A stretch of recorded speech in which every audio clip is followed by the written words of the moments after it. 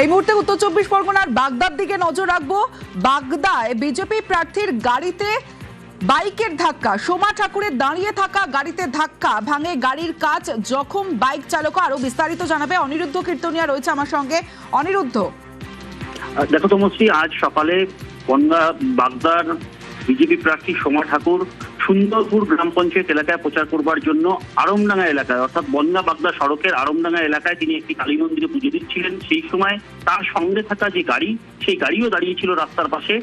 তখনই বনগার দিক থেকে আসা এক বাইক আরোহী তিনি এই গাড়ির পিছনে ধাক্কা মারেন, সেখানে গাড়ির কাচ ভাঙে এবং এই ঘটনায় রীতিমতন আতঙ্কিত হয়ে পড়েন তিনি জানিয়েছেন যে তাকে মারার চক্রান্ত করেছিল এবং যে বাইক আরোহী এই দুর্ঘটনা ঘটিয়েছেন সেই বাইক আরোহীর গায়ে তৃণমূল কংগ্রেসের একটি গেঞ্জি পরা ছিলেন। সেই জন্য তিনি অভিযোগ করেছেন, চক্রান্তের অভিযোগ করেছেন যে তৃণমূল কংগ্রেস চক্রান্ত করে প্রার্থীকে এরকম ধরনের দুর্ঘটনা ঘটিয়েছে এবং তার ড্রাইভার প্রাণে রক্ষা পেয়েছে বলেও দাবি করেছেন তিনি।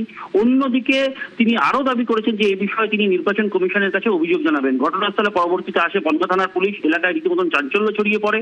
যদিও এই ঘটনা অস্বীকার করেছে বাগদার তৃণমূল কংগ্রেস প্রার্থী মধুপর্ণা ঠাকুর। তিনি জানিয়েছেন যে প্রতিটা দুর্ঘটনাই দুঃখজনক, কিন্তু এই ধরনের ঘটনা ঘটেছে কিনা সেটা পুলিশ সঠিক তদন্ত করে দেখুক। যদি সঠিক তদন্ত করে পুলিশ, তাহলে সঠিক বিষয়টা বেরিয়ে আসবে, কারণ এই ধরনের ঘটনার পিছনে তৃণমূল কংগ্রেস থাকে না, সে দাবিও করেছেন বাগদার তৃণমূল কংগ্রেস প্রার্থী মধুপর্ণা ঠাকুর। সমস্যা বেশ, সবে মাত্রই মানে গাড়ি থেকে নামা মাত্রই ওই সন্ত্রাসরা আমাকে টার্গেট করে মারার চেষ্টা করছিল, তৃণমূলের সন্ত্রাসরা। সেটাকে না পেয়ে ওর মিস হয়ে গিয়ে আমার যে মেয়েরা যে গাড়িতে ছিল সেই মেয়েদের গাড়ির পুরো পিছন থেকে ভেঙে দিয়েছে, গাড়ি অ্যাক্সিডেন্ট করিয়ে দিয়ে। আমার তো প্রাণ তো নেওয়ার চেষ্টা করেছিল, কিন্তু পারিনি বলে আমার ড্রাইভারের উপর আক্রমণ করেছিল, সে আরেকটুর জন্য বেঁচে গেছে।